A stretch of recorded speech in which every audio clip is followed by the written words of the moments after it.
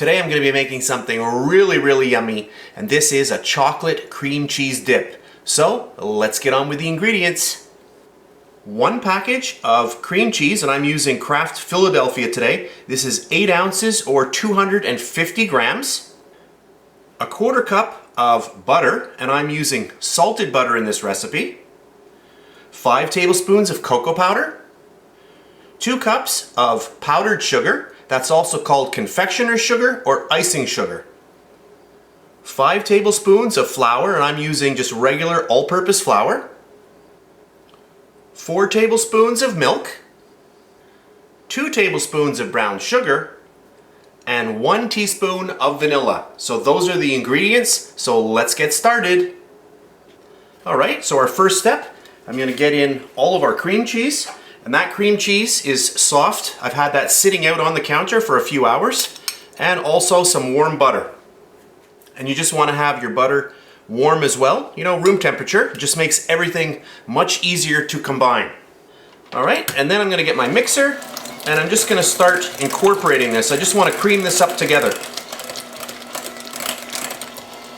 I'll get my little mixer going. And I just want to mix this for, a few seconds. Just to get it nicely incorporated. Okay, that's perfect. And then I'm going to get in all of my brown sugar and the flour. There we go. And then the cocoa powder. I'm just going to get that in there just like that, nice and easy. Because if you pour that in, this tends to blow up in the air very easily. You got to be very careful with cocoa powder. It can make a mess very quickly. So at this point here, you just want to go very slowly. And what I'm going to do now is I'm just going to add in the vanilla. That's just going to help mix everything up together. And now I'm going to pour in a little bit of this milk. Okay, about half of it, just for now. Now when you're making this, you might find that some of the ingredients, you need to change them a little bit. You might have to add a little bit more milk. You might not use all of that milk. You might need to add a little bit more icing sugar. So you just have to kind of play it by eye.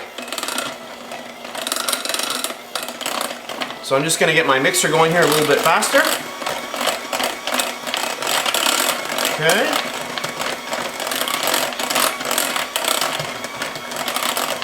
Go.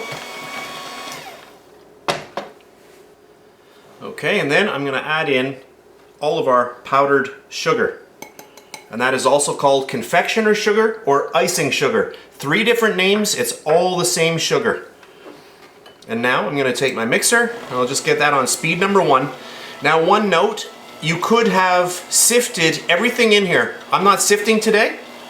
To sift or not to sift, that is the question. Haha. But you can if you wish. So I'm just going to slowly start incorporating all of this together. And you know you could just take a big spoon and take a nice big scoop of that and try it out because you know it's going to be delicious. This smells really good. And don't worry about the little bit of flour that we put in here. This is just going to stiffen this mixture up. Don't worry about it being raw flour. It is totally fine. You will never taste it in the final product, so don't worry. Okay, so I've been mixing about 30 seconds or so. And I'll just turn my mixer off. And I'll show you what this looks like. So we'll grab a spoon. And I'll show you. So this isn't too stiff.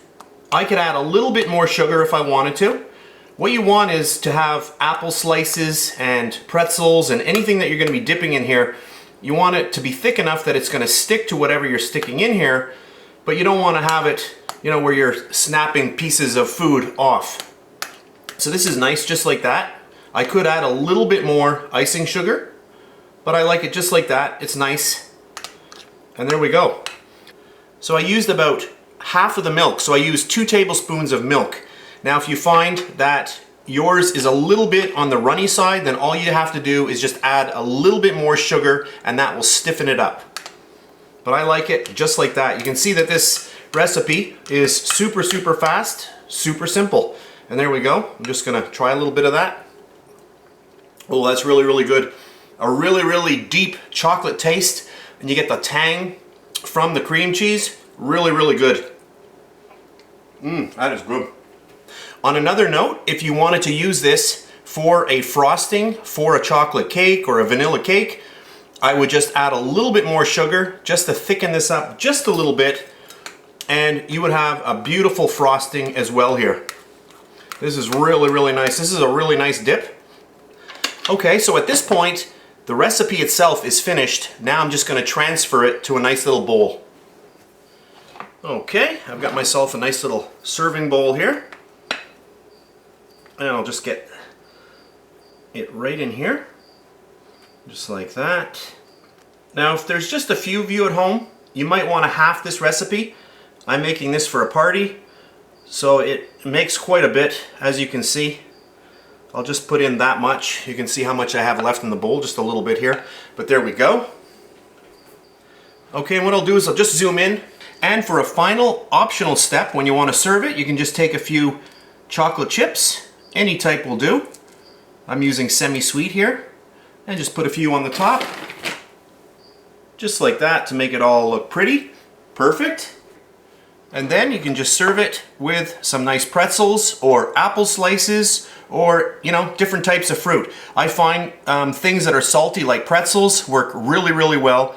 I've also seen people eat this with potato chips because they're salty. The salt and the chocolate go really, really well together. But there we go. Beautiful. I hope you enjoyed this video, and I'll see you next time.